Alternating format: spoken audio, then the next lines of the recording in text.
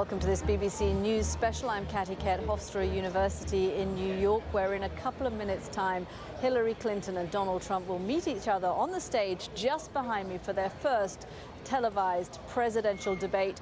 Some 100 million American viewers are expected to tune in to watch it live. We'll be following all of the proceedings here on the BBC. And of course, you can go to our live page as well at bbc.com. That has all of the coverage, bbc.co.uk as well. We can find all of the latest analysis and the debate as it unfolds. I'm joined here by Anthony Zerka, our political reporter. Anthony, huge stakes for these two candidates. Absolutely. Huge stakes, not just because there are going to be a lot of people watching, as you said, about 100 million is the estimates, but also because there's a high number of undecided voters out there, more than past elections. 18% of the electorate right now is either supporting a third-party candidate or is on the fence about whether to support Donald Trump or Hillary Clinton. So a lot of people are going into this with an open mind, and we'll see what they get out of it. So we're showing you the pictures from inside the debate hall at the moment. That's Lester Holt. He's the moderator of this first presidential debate. He's an NBC News anchor. A lot of pressure for the moderator. He'll bring on the candidates. The debate lasts for 90 minutes straight. There are no breaks in it, no commercial breaks, no time to go off and get a cup of tea or go to the bathroom for either of the candidates either. 3 big subjects, 6 different sections of 15 minutes each. That's how the debate is structured. Then Hillary Clinton and Donald Trump will come onto that stage behind those podiums. There's a live audience in the hall behind me, and there is also, of course, a massive audience here in America and around the world watching it on television. What are the candidates doing right now, Anthony? They're probably doing last-minute preparations, touching up the makeup, getting well wishes from their staff, maybe a couple of last-minute tips. But right now they've prepared, and they've each prepared in their own way. Hillary Clinton has her briefing books and a lot of details that she's ready to go with. Donald Trump, I imagine, is going to be ready to do his from-the-cuff, more impromptu type of speaking style. But when they step out there, it's unscripted. We'll see what happens. They're going to have to adjust to each other and adjust to each other's style.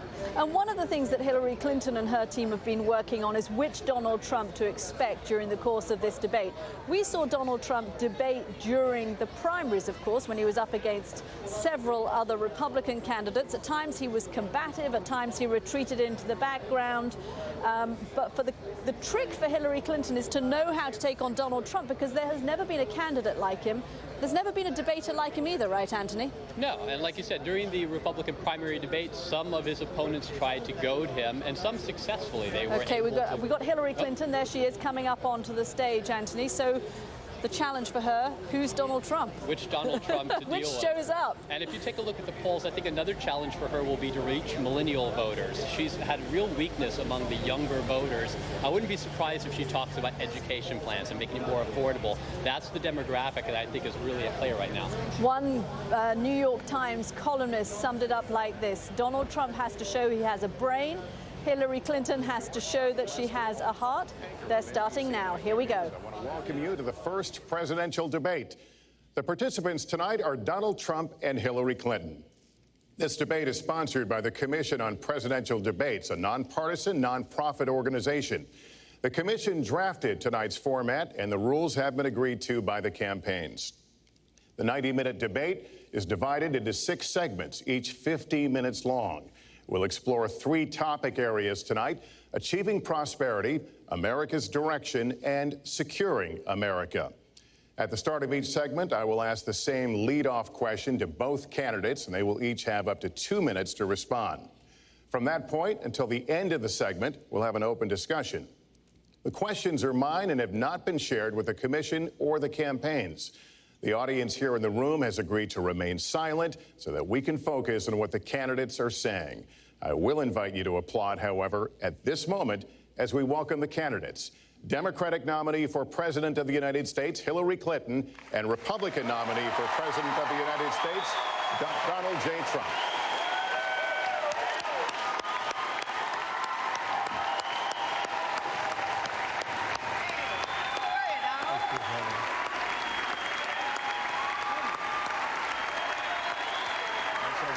Good luck to you. Mr. Trump, good luck to you.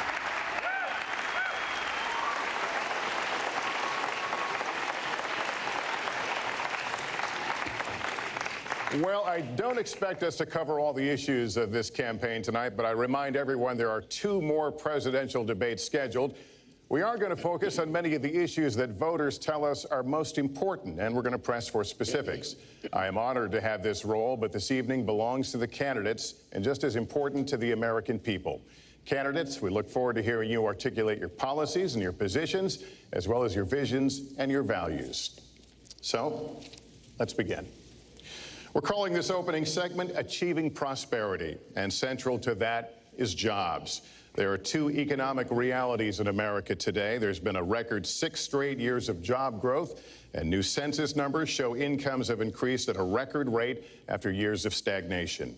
However, income inequality remains significant, and nearly half of Americans are living paycheck to paycheck.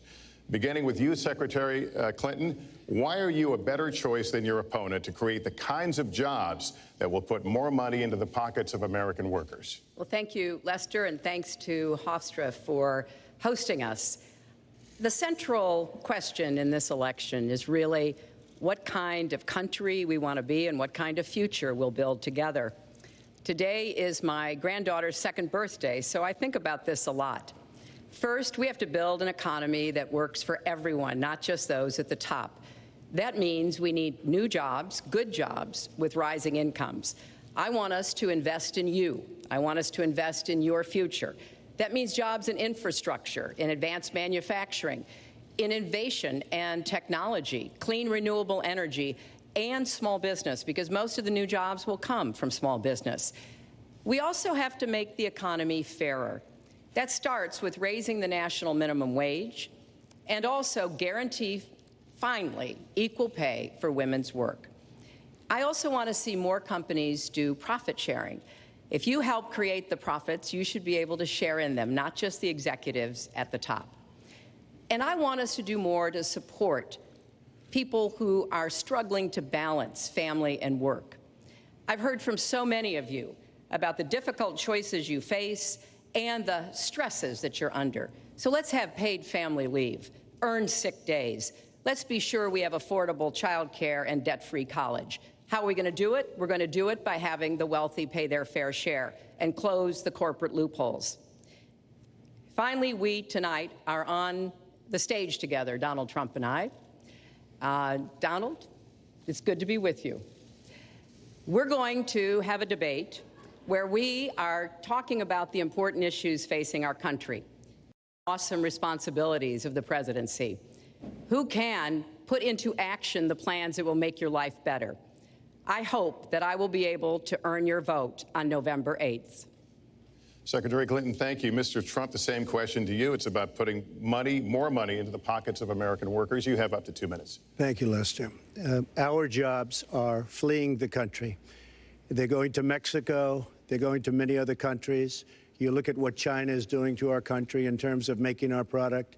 They're devaluing their currency, and there's nobody in our government to fight them.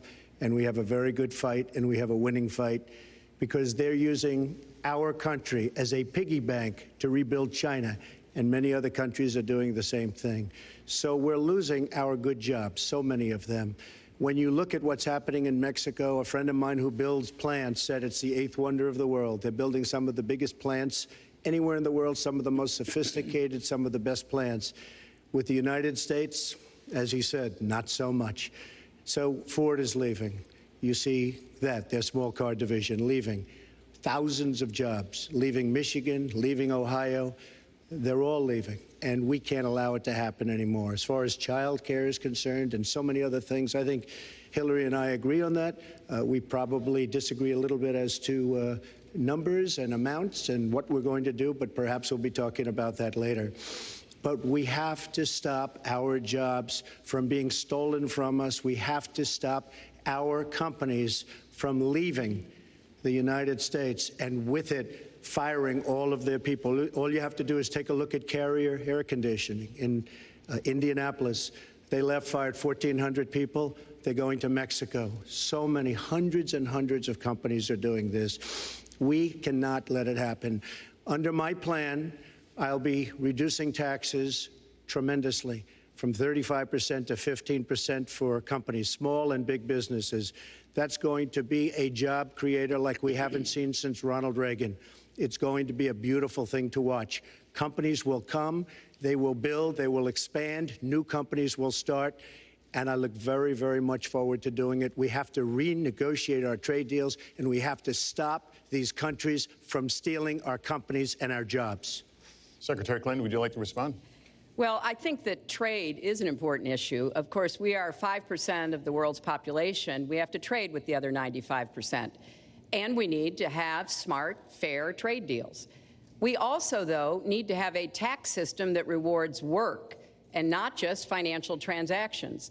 And the kind of plan that Donald has put forth would be trickle-down economics all over again. In fact, it would be the most extreme version, the biggest tax cuts for the top percent of the people in this country than we've ever had.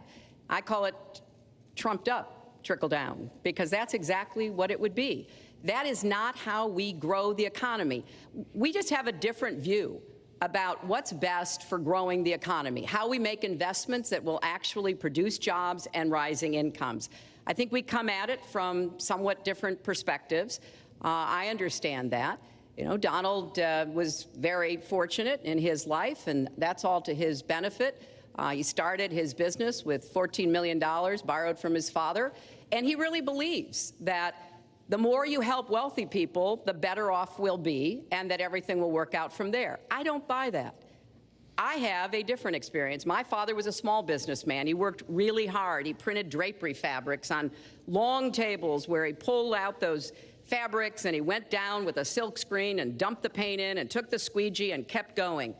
And so what I believe is the more we can do for the middle class, the more we can invest in you, your education, your skills, your future, the better we will be off and the better we'll grow. That's the kind of economy I want us to see again. Let me follow up with Mr. Trump, if I can. You've talked about creating 25 million jobs, and you've promised to bring back millions of jobs for Americans. How are you going to bring back the industries that have left this country for cheaper labor overseas? How specifically are you going to tell American manufacturers that you have to come back? Well, for one thing, and before we start on that, my father gave me a very small loan in 1975, and I built it into a company that's worth many, many billions of dollars with some of the greatest assets in the world. And I say that only because that's the kind of thinking that our country needs. Our country's in deep trouble. We don't know what we're doing when it comes to devaluations, and all of these countries all over the world, especially China, they're the best ever at it. What they're doing to us is a very, very sad thing. So we have to do that. We have to renegotiate our trade deals. And Lester, they're taking our jobs, they're giving incentives, they're doing things that, frankly, we don't do. Let me give you the example of Mexico. They have a VAT tax. We're in a different system. When we sell into Mexico, there's a tax. When they sell in, automatic, 16% approximately. When they sell into us, there's no tax. It's a defective agreement. It's been defective for a long time, many years, but the politicians haven't done anything about it. Now, in all fairness to Secretary Clinton, yes, is that okay? Good. I want you to be very happy. It's very important to me. But in all fairness to Secretary Clinton, when she started talking about this, it was really very recently. She's been doing this for 30 years. And why hasn't she made the agreements better? The NAFTA agreement is defective just because of the tax and many other reasons, but just because of the fact. Let me interrupt just a moment. But Secretary Clinton and others, politicians, should have been doing this for years, not right now because of the fact that we've created a movement. They should have been doing this for years. What's happened to our jobs and our country and our economy generally is, look, we owe $20 trillion.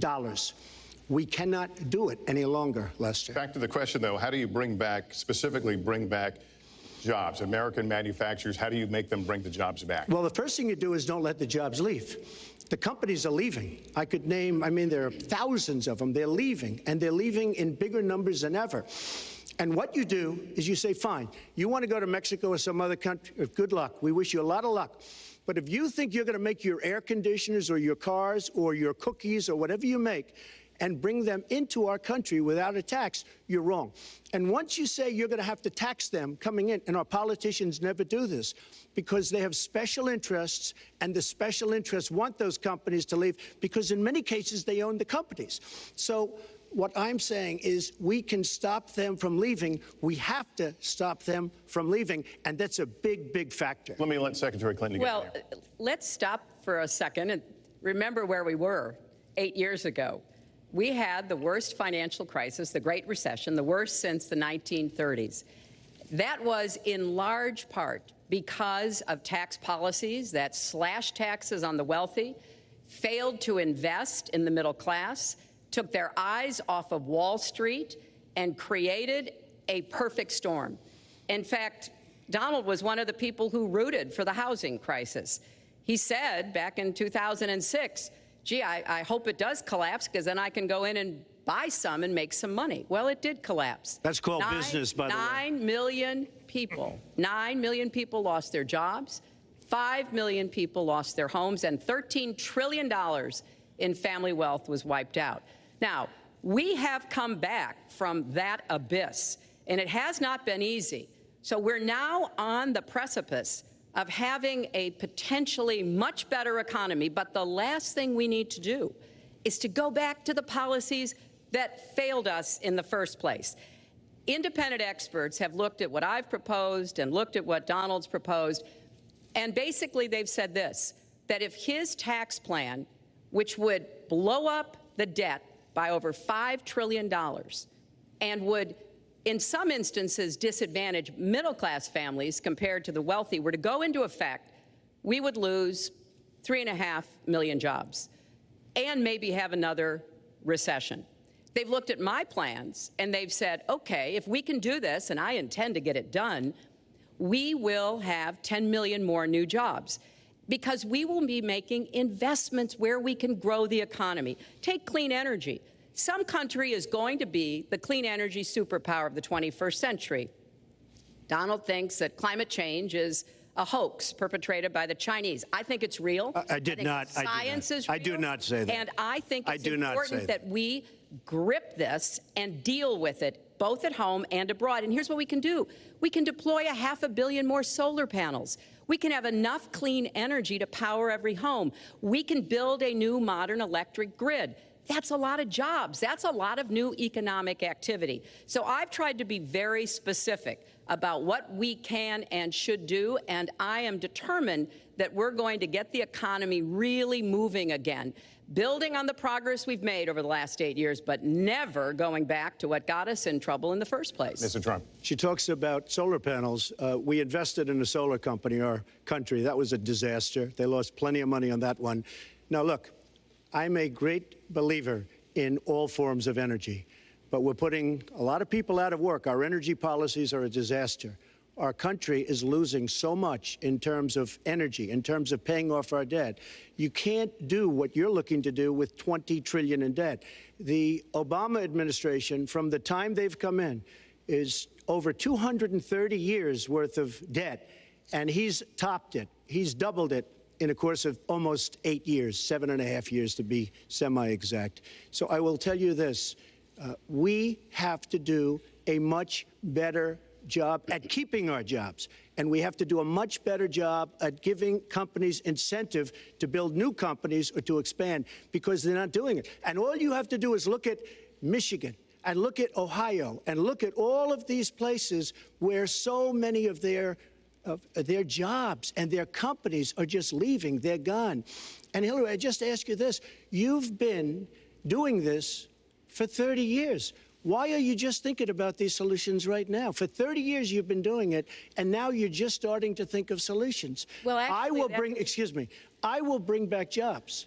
You can't bring back jobs. Well, actually, I have thought about this quite a bit. Yeah, for 30 and years. I have, well, not quite that long. I think my husband did a pretty good job in the 1990s. I think a lot about what worked and how we can make it work again. Well, he approved 3 million NAFTA. new jobs, He approved a balanced NAFTA, budget, which is the single worst trade deal ever approved in this country. Incomes went up for everybody. Manufacturing jobs went up also in the 1990s, if we're actually going to look at the facts. When I was in the Senate, I had a number of trade deals that came before me, and I held them all to the same test. Will they create jobs in America? Will they raise incomes in America? And are they good for our national security? Some of them I voted for. The biggest one, a multinational one known as CAFTA, I voted against. and because I hold the same standards as I look at all of these trade deals. But let's not assume that trade is the only challenge we have in the economy.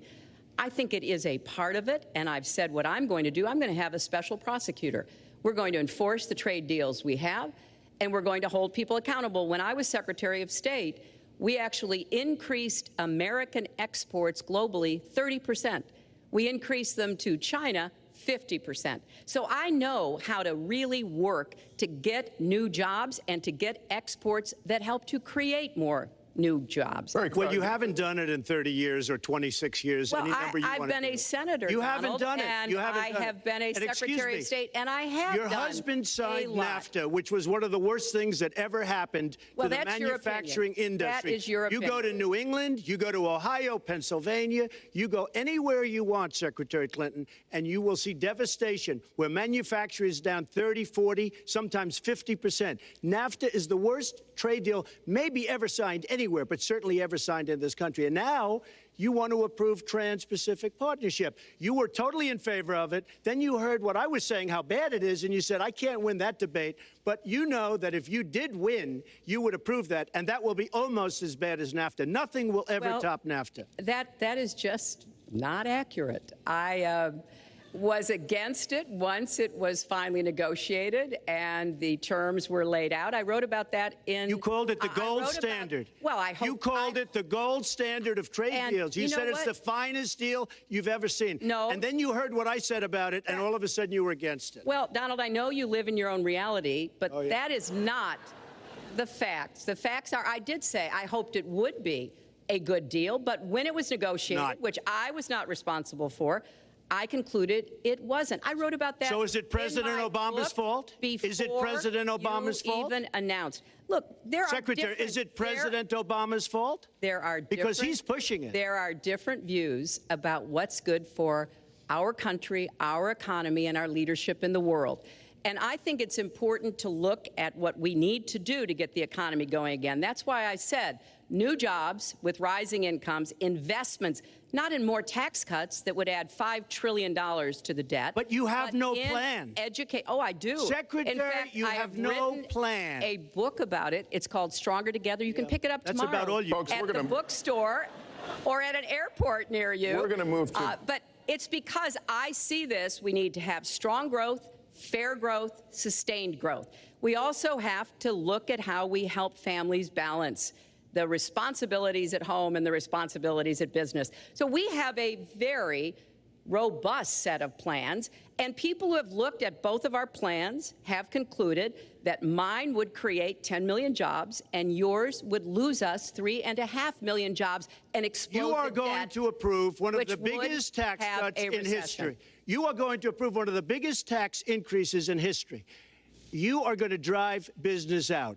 Your regulations are a disaster, and you're going to increase regulations all over the place. And by the way, my tax cut is the biggest since Ronald Reagan. I'm very proud of it.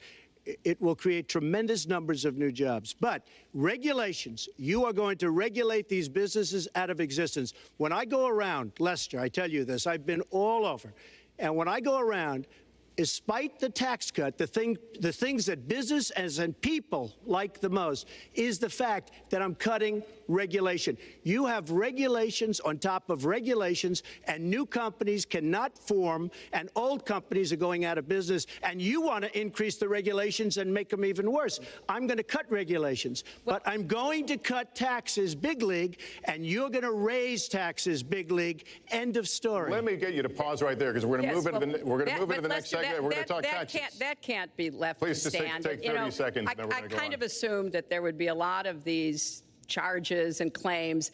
And so we have taken the homepage of my website, HillaryClinton.com, and we've turned it into a fact checker. So if you want to see in real time what the facts are, please go and take a look. Because take a look at mine also, and you'll see. Not add a penny to the debt, and your plans would add $5 trillion to the debt. What I have proposed would cut regulations and streamline them for small businesses. What I have proposed would be paid for by raising taxes on the wealthy, because they have made all the gains in the economy. And I think it's time that the wealthy and corporations paid their fair share to support this country. Well, you just opened the next segment. Well, which is look, could I just finish? I think I should. I'm going to give you a chance right here. And you take a look at her website. She's going to raise taxes $1.3 trillion. Mr. Trump, and look at her website. You know what? It's no different than this. She's telling us how to fight ISIS. Just go to her website. She tells you how to fight ISIS on her website. I don't think General Douglas MacArthur would like that too much. The next segment, we're continuing well, the subject of... Well, at least I have a plan to fight ISIS. No, you're telling the enemy everything you want to do. No, we're not. See, you're telling the enry everything you want to do. No wonder you've been fighting. No wonder you've been fighting ISIS your entire adult life. Folks, go to the fact checkers, get to work. You are unpacking a lot here, and we're still on the issue of achieving prosperity. And I want to talk about taxes. The fundamental difference between the two of you concerns the wealthy. Secretary Clinton, you're calling for a tax increase in the wealthiest Americans. I'd like you to further defend that. And Mr. Trump, you're calling for tax cuts for the wealthy. I'd like you to defend that. And this next 2-minute answer goes to you, Mr. Trump. Well, I'm really calling for major jobs because the wealthy are going to create tremendous jobs. They're going to expand their companies. They're going to do a tremendous job. I'm getting rid of the carried interest provision. And if you really look, it's not a tax. It's really not a great thing for the wealthy. It's a great thing for the middle class. It's a great thing for companies to expand. And when these people are going to put billions and billions of dollars into companies, and when they're going to bring $2.5 trillion back from overseas, where they can't bring the money back because politicians like Secretary Clinton won't allow them to bring the money back because the taxes are so onerous and the bureaucratic red tape. So what is so bad? So what they're doing is they're leaving our country, and they're, believe it or not, leaving because taxes are too high and because some of them have lots of money outside of our country, and instead of bringing it back and putting the money to work because they can't work out a deal to, and everybody agrees it should be brought back, instead of that, they're leaving our country to get their money because they can't bring their money back into our country because of bureaucratic red tape, because they can't get together, because we have a president that can't sit them around a table and get them to approve something. And here's the thing. Republicans and Democrats agree that this should be done. $2.5 trillion. I happen to think it's double that. It's probably $5 trillion that we can't bring into our country, Lester. And with a little leadership, you'd get it in here very quickly, and it could be put to use on the inner cities and lots of other things, and it would be beautiful. But we have no leadership. And honestly, that starts with Secretary Clinton.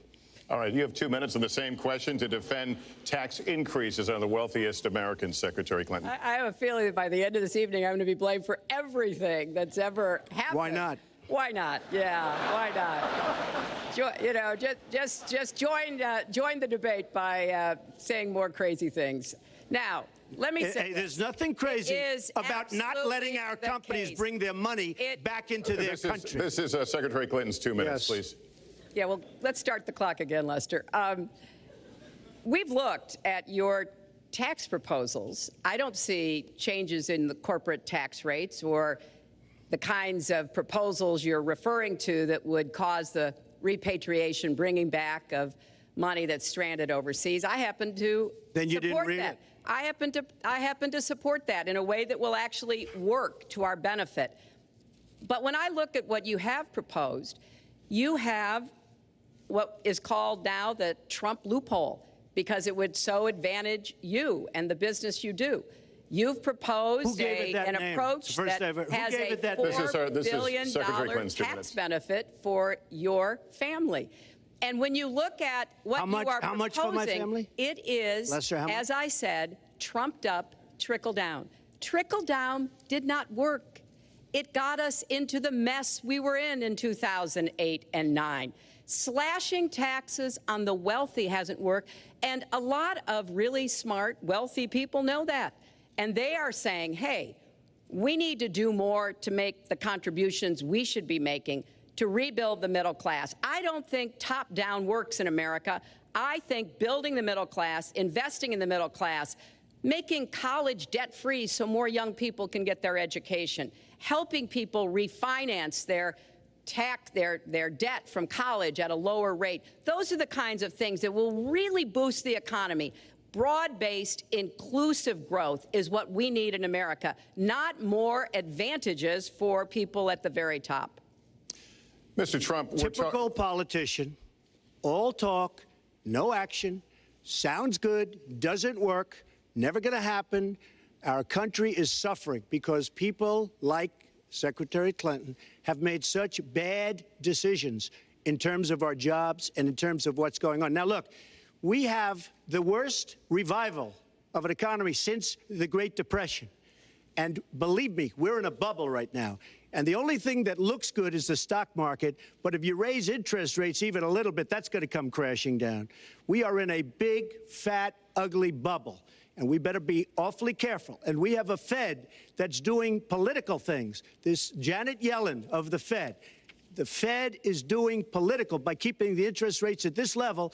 And believe me, the day Obama goes off and he leaves and he goes out to the golf course for the rest of his life to play golf, when they raise interest rates, you're going to see some very bad things happen because the Fed is not doing their job. The Fed is being more political than Secretary Clinton. Mr. Trump, we're talking about the burden that Americans have to pay, yet you have not released your tax returns. And the reason nominees have released their returns for decades is so that voters will know if their potential president owes money to, who he owes it to, and any business conflicts. Don't Americans have a right to know if there are any conflicts of interest? I don't mind releasing. I'm under a routine audit, and it'll be released. And as soon as the audit's finished, it'll be released.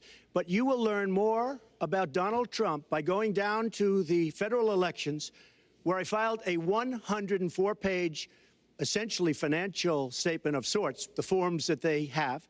It shows income. In fact, the income, I just looked today, the income is filed at $694 million for this past year. $694 million.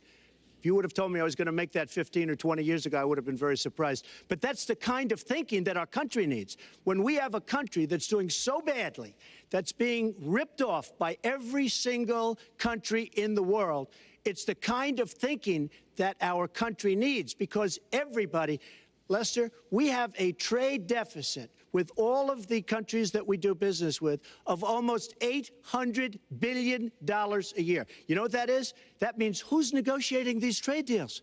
We have people that are political hacks negotiating our trade deals. The IRS says an audit of your taxes, you're perfectly free to release your taxes during an audit. And so the question, does the public's right to know outweigh your personal? Well, I told you, I will release them as soon as the audit. Look, I've been under audit almost for 15 years. I know a lot of wealthy people that have never been audited. I said, do you get audited? I get audited almost every year.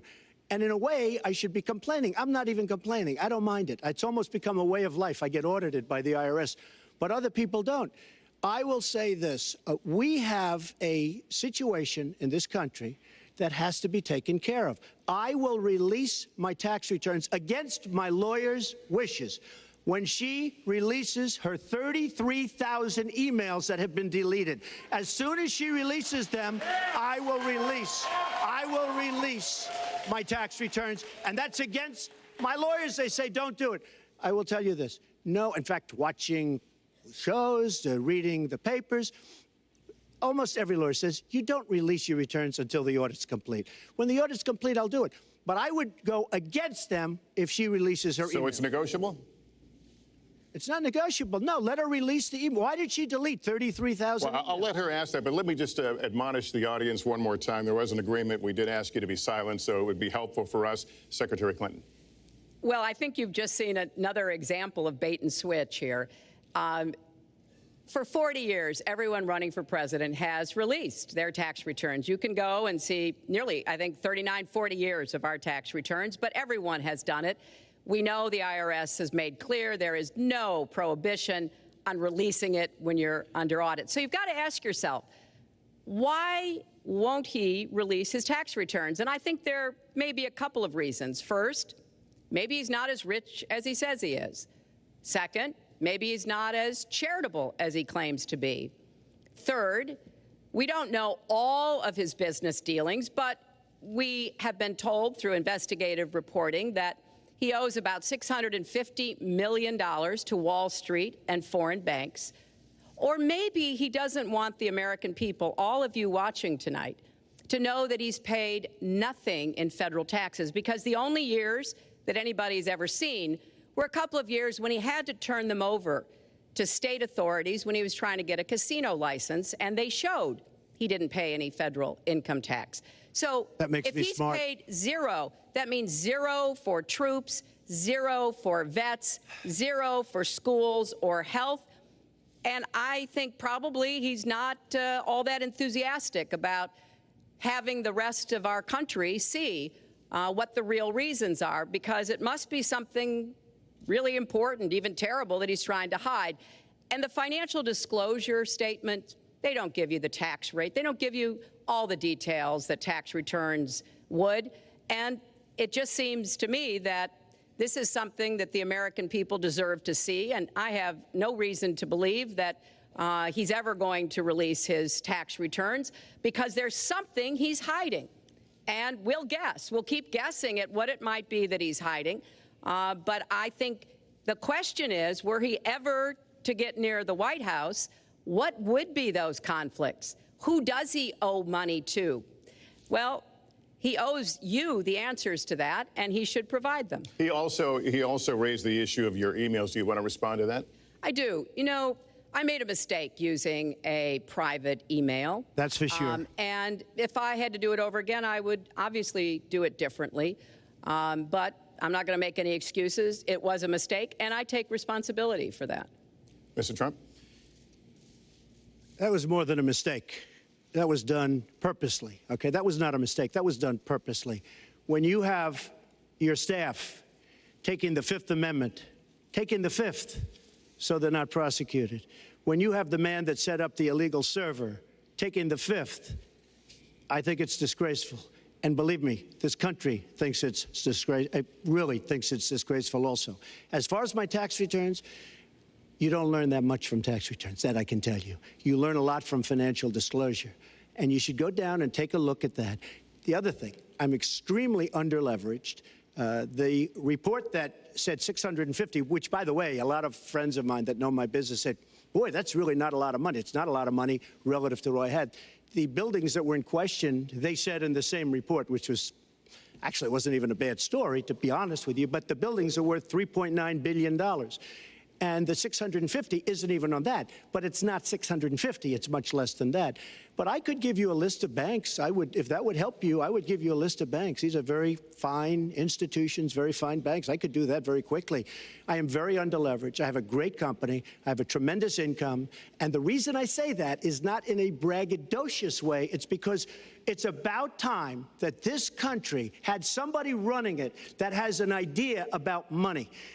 When we have $20 trillion in debt and our country's a mess, you know, it's one thing to have $20 trillion in debt and our roads are good and our bridges are good and everything's in great shape. Our airports are like from a third world country. You land at LaGuardia, you land at Kennedy, you land at LAX, you land at Newark, and you come in from Dubai and Qatar and you see these incredible, you come in from China, you see these incredible airports, and you land, we've become a third world country. So, the worst of all things has happened. We owe $20 trillion, and we're a mess. We haven't even started. And we've spent $6 trillion in the Middle East, according to a report that I just saw, whether it's 6 or 5, but it looks like it's 6. $6 trillion in the Middle East. We could have rebuilt our country twice, and it's really a shame. And it's politicians like Secretary Clinton that have caused this problem. Our country has tremendous problems. We're a debtor nation, we're a serious debtor nation, and we have a country that needs new roads, new tunnels, new bridges, new airports, new schools, new hospitals. And we don't have the money because it's been squandered on so many of your ideas. Let you respond, and we'll move to our because next. you haven't paid any federal income tax for a lot of years. And the other thing I think is important It would be squandered too, believe me. If your main claim to be president of the United States is your business, then I think we should talk about that. You know, your campaign manager said that you built a lot of businesses on the backs of little guys. And indeed, I have met a lot of the people who were stiffed by you and your businesses, Donald. I've met dishwashers, painters, architects, glass installers, marble installers, drapery installers, like my dad was, who you refused to pay when they finished the work that you asked them to do. We have an architect in the audience who designed one of your clubhouses at one of your golf courses. It's a beautiful facility.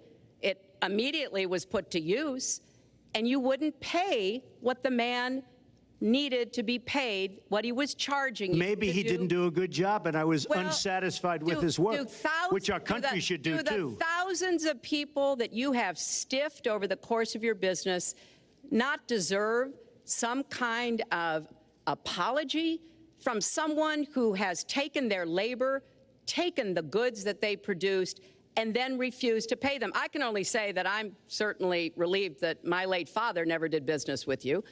He provided a good middle-class life for us, but the people he worked for, he expected the bargain to be kept on both sides. And when we talk about your business, you've taken business bankruptcy 6 times. There are a lot of great business people that have never taken bankruptcy once. You call yourself the king of debt. You talk about leverage. You even at one time suggested that you would try to negotiate down the national debt of the United States.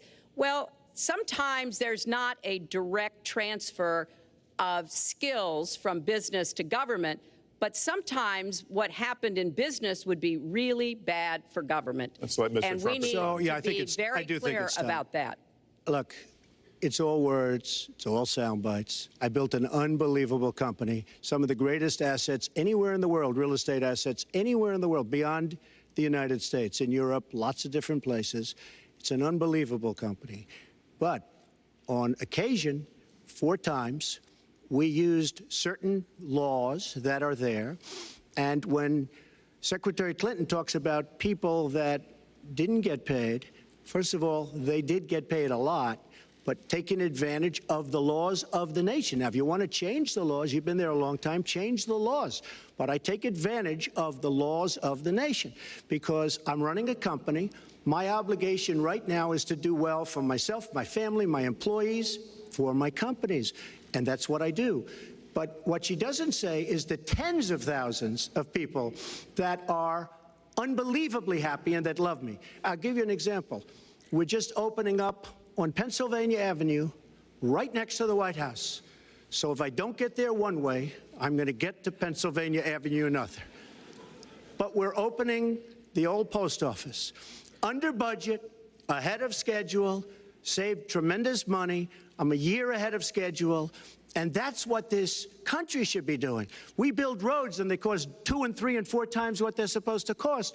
We buy products for our military and they come in at costs that are so far above what they were supposed to be because we don't have people that know what they're doing. When we look at the budget is bad to a large extent because we have people that have no idea as to what to do and how to buy.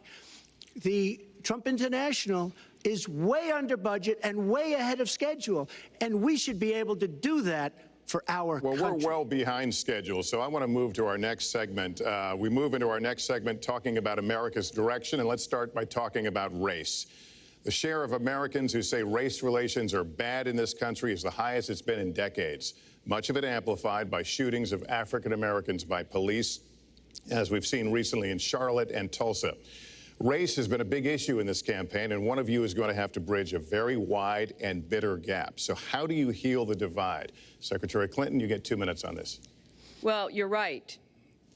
Race remains a significant challenge in our country. Unfortunately, race still determines too much, often determines where people live, determines what kind of education in their public schools they can get, and yes, it determines how they're treated in the criminal justice system. We've just seen those 2 tragic examples in both Tulsa and Charlotte. And we've got to do several things at the same time. We have to restore trust between communities and the police.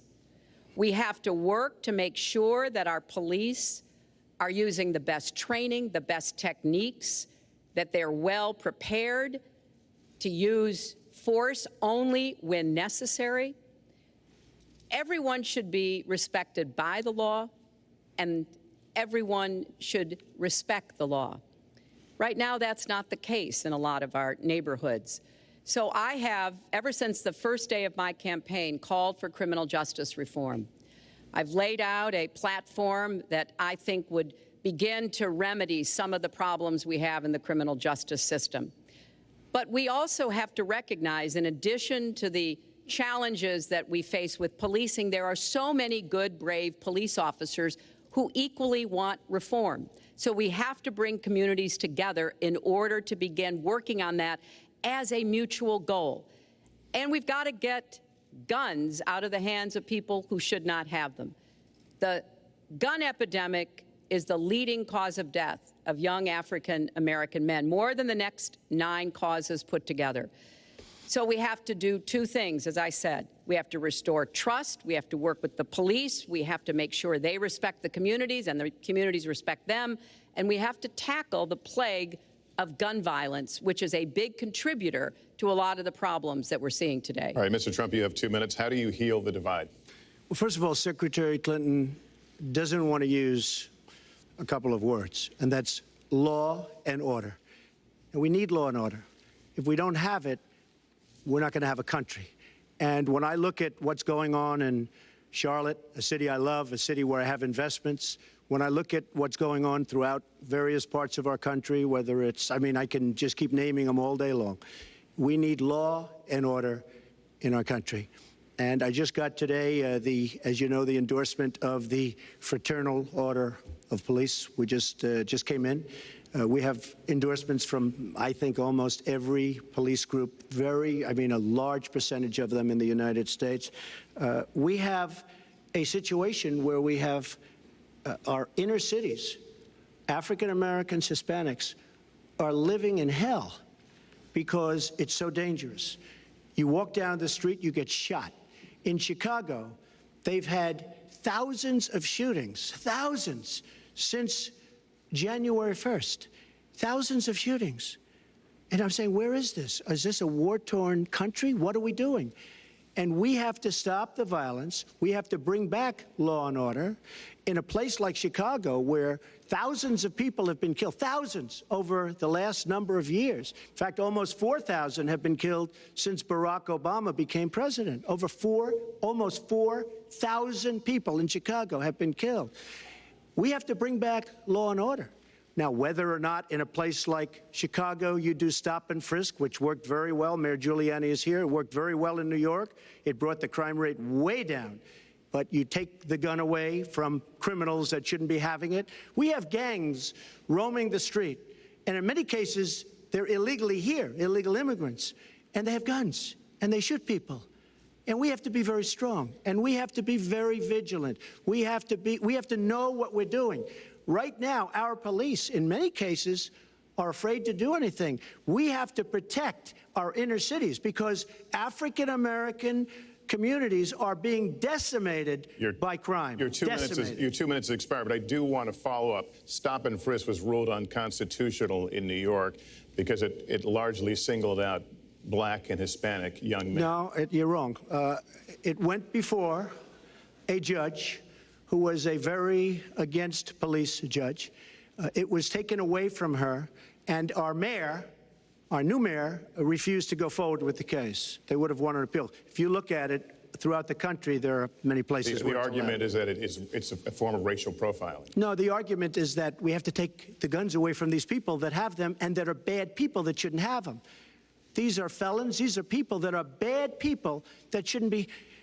When you have 3,000 shootings in Chicago from January 1st, when you have 4,000 people killed in Chicago by guns from the beginning of the presidency of Barack Obama, his hometown, you have to have stop and frisk. You need more police. You need a better community relation. You don't have good community relations in Chicago. It's terrible. I have property there. It's terrible what's going on in Chicago. But when you look, and Chicago's not the only, you go to Ferguson, you go to so many different places. You need better relationships. I agree with Secretary Clinton on this. You need better relationships between the communities and the police, because in some cases it's not good. But you look at Dallas, where the relationships were really studied. The relationships were really a beautiful thing. And then 5 police officers were killed one night very violently. So there's some bad things going on, some really bad things. Secretary Clinton, but we need, Lester, we need law and order. And we need law and order in the inner cities, because the people that are most affected by what's happening are African American and Hispanic people. And it's very unfair to them what our politicians are allowing to happen. Secretary Clinton. Well, I've heard Donald say this at his rallies, and it's really unfortunate that he paints such a dire, negative picture of Black communities in our country. You know, the vibrancy of the Black church, the Black businesses that employ so many people, the opportunities that so many families are working to provide for their kids. There's a lot that we should be proud of and we should be supporting and lifting up. But we do always have to make sure we keep people safe. There are the right ways of doing it, and then there are ways that are ineffective.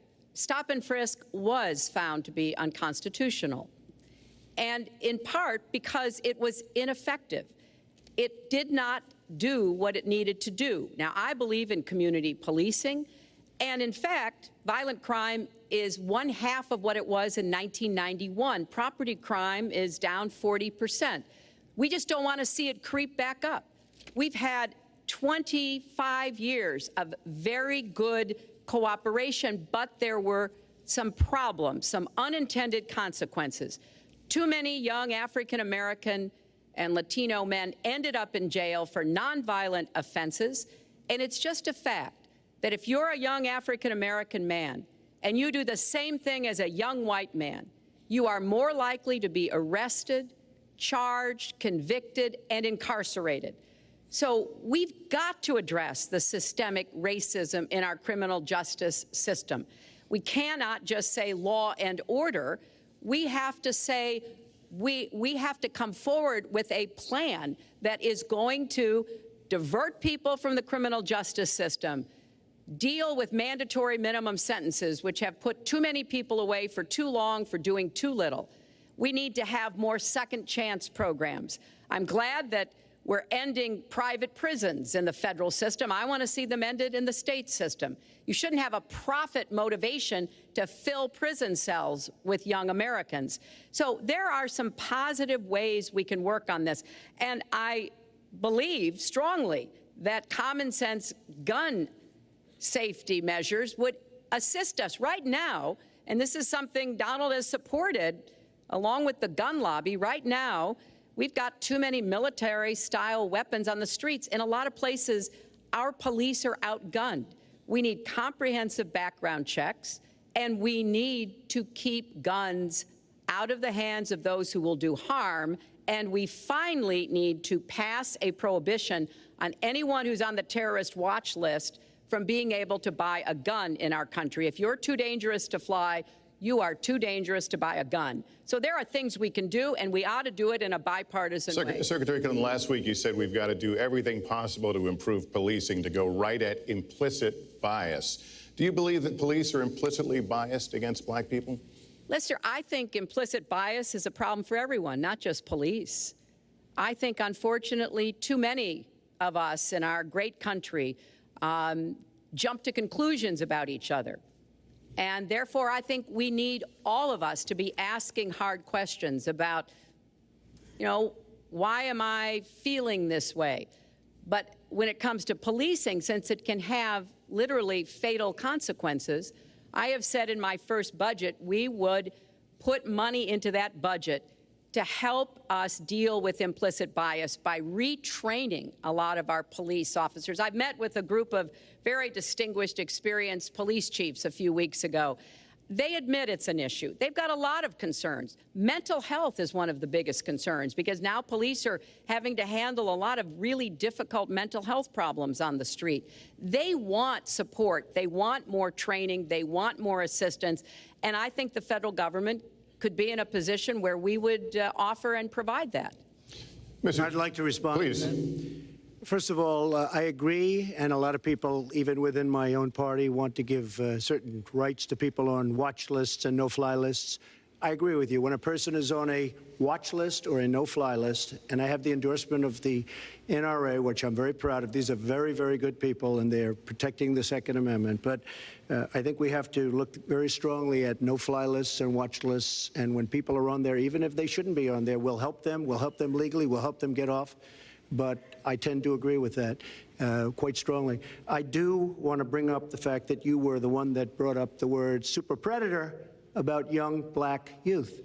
And that's a term that I think was it's been horribly met, as you know. I think you've apologized for it.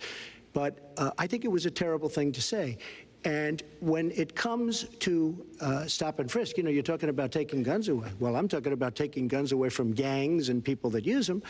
And I really don't think you disagree with me on this, if you want to know the truth. I think maybe there's a political reason why you can't say it, but I really don't believe. In New York City, stop and frisk, we had 2,200 murders, and stop and frisk brought it down to 500 murders. 500 murders is a lot of murders. Hard to believe. 500 is like supposed to be good. But we went from 2,200 to 500, and it was continued on by Mayor Bloomberg, and it was terminated by current mayor. But stop and frisk had a tremendous impact on the safety of New York City, tremendous beyond belief.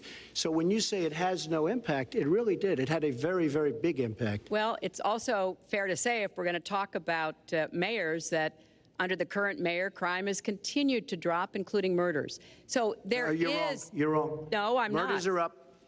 All right, you check. New York has done an excellent job, and I give credit. I give credit across the board, going back to mayors, to police chiefs, because it has worked, and other communities need to come together to do what will work as well.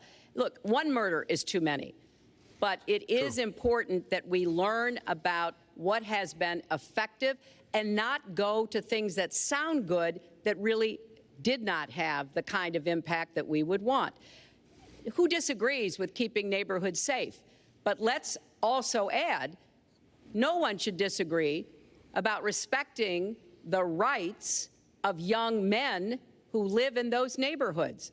And so we need to do a better job of working again with the communities, faith communities, business communities, as well as the police, to try to deal with this problem. This conversation is about race, and so, Mr. Trump, I have to ask you. But I'd like to just respond, if I might. Please, 20 seconds. I'd just like to respond. Please respond, then I've got to follow up. Look, the African-American community has been let down by our politicians.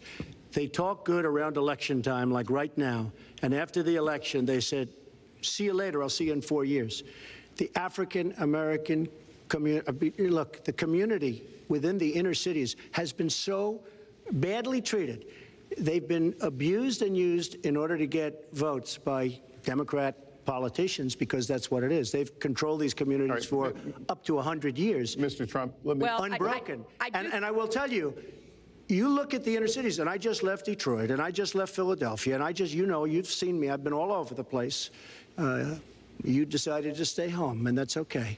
But I will tell you, I've been all over, and I've met some of the greatest people I'll ever meet within these communities, and they are very, very upset with what their politicians have told them and what their politicians have done. Mr. Trump, I think Donald just criticized me for preparing for this debate, and yes, I did. And you know what else I prepared for? I prepared to be president, and I think that's a good thing. Mr. Trump, for 5 years, you perpetuated a false claim that the nation's first black president was not a natural-born citizen. You questioned his legitimacy. In the last couple of weeks, you acknowledged what most Americans have accepted for years: the president was born in the United States. Can you tell us what took you so long? I'll tell you just very simple to say. Sidney Blumenthal works for the campaign and very close friend of Secretary Clinton. And her campaign manager, Patty Doyle, went to, during the campaign, her campaign against President Obama, fought very hard. And you can go look it up, and you can check it out. And if you look at CNN this past week, Patty Solis Doyle was on Wolf Blitzer saying that this happened. Blumenthal sent McClatchy, highly respected reporter at McClatchy, to Kenya to find out about it. They were pressing it very hard. She failed to get the birth certificate. When I got involved, I didn't fail. I got him to give the birth certificate. So I'm satisfied with it, and I'll tell you why I'm satisfied with it. That was because I want to get on to defeating ISIS, because I want to get on to creating jobs, because I want to get on to having a strong border, because I want to get on to things that are very important to me and that are very important to the country. I'll let you respond. That's important, but I just want to get the answer here. The birth certificate was produced in 2011. You continued to tell the story and question the president's legitimacy in 2012, 13, 14, 15, as recently as January. So the question is, what changed your mind? Well, nobody was pressing it. Nobody was caring much about it. I figured you'd ask the question tonight, of course, but nobody was caring much about it.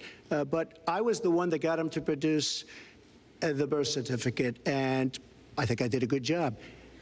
Secretary Clinton also fought it. I mean, you know, now everybody in mainstream is going to say, oh, that's not true. Look, it's true. Sidney Blumenthal sent a reporter. You just have to take a look at CNN last week, the interview with your former campaign manager, and she was involved. But just like she can't bring back jobs, she can't produce. I'm sorry, I'm just going to follow up, and I will let you respond to that because there's a lot there. But we're talking about racial healing in this segment. What do you say to Americans? Well, it was very, I say nothing. I say nothing because I was able to get him to produce it. He should have produced it a long time before. I say nothing. But let me just tell you, when you talk about healing, I think that I've developed very, very good relationships over the last little while with the African-American community. I think you can see that. And I feel that they really wanted me to come to that conclusion, and I think I did a great job and a great service, not only for the country, but even for the president, in getting him to produce his birth certificate. Secretary Clinton. Well, just listen to what you heard. And clearly, as Donald just admitted, he knew he was going to stand on this debate stage, and Lester Holt was going to be asking us questions, so he tried to put the whole racist birther lie to bed. But it can't be dismissed that easily. He has really started his political activity based on this racist lie that our first black president was not an American citizen. There was absolutely no evidence for it, but he persisted. He persisted year after year because some of his supporters, people that he was trying to bring into his fold, apparently believed it or wanted to believe it. But remember, Donald started his career back in 1973 being sued by the Justice Department for racial discrimination because he would not rent apartments in one of his developments to African Americans, and he made sure that the people who worked for him understood that was the policy. He actually was sued twice by the Justice Department. So he has a long record of engaging in racist behavior. And the birther lie was a very hurtful one. You know, Barack Obama is a man of great dignity, and I could tell how much it bothered him and annoyed him that this was being touted and used against him. But I like to remember what Michelle Obama said in her amazing speech at our Democratic National Convention. When they go low, we go high. And Barack Obama went high, despite Donald Trump's best efforts to bring him down. Mr. Trump, you can respond, then we're going to move on to the next segment. I would love to respond. First of all, I got to watch, in preparing for this, some of your debates against Barack Obama. You treated him with terrible disrespect. And I watched the way you talk now about how lovely everything is and how wonderful you are. It doesn't work that way. You were after him. You were trying to. You even sent out, or your campaign sent out, pictures of him in a certain garb, very famous pictures. I don't think you can deny that. But just last week, your campaign manager said it was true. So when you try to act holier than thou It really doesn't work. It really doesn't. Now, as far as the lawsuit, yes, when I was very young, I went into my father's company, had a real estate company in Brooklyn and Queens, and we, along with many, many other companies throughout the country, it was a federal lawsuit, were sued. We settled the suit with no admission of guilt. It was very easy to do, but they sued many people. I notice you bring that up a lot, and I also notice the very nasty commercials that you do on me in so many different ways, which I don't do on you. Maybe I'm trying to save the money, but frankly, I look at that and I say, isn't that amazing? Because I settled that lawsuit with no admission of guilt. But that was a lawsuit brought against many real estate firms, and it's just one of those things. I'll go on one step further. In Palm Beach, Florida, tough community, a brilliant community, a wealthy community, probably the wealthiest community there is in the world. I opened a club and really got great credit for it. No discrimination against African Americans, against Muslims, against anybody. And it's a tremendously successful club, and I'm so glad I did it. And I have been given great credit for what I did, and I'm very, very proud of it. And that's the way I feel. That is the true way I feel. Our next segment is called Securing America. We want to start with a 21st century war happening every day in this country. Our institutions are under cyber attack, and our secrets are being stolen. So my question is, who's behind it, and how do we fight it? Secretary Clinton, this answer goes to you. Well, I think cybersecurity, cyber warfare will be one of the biggest challenges facing the next president, because clearly we're facing at this point two different kinds of adversaries. There are the independent hacking groups that do it mostly for commercial reasons, to try to steal information that they then can use to make money. But increasingly, we are seeing cyber attacks coming from states, organs of states. The most recent and troubling of these has been Russia.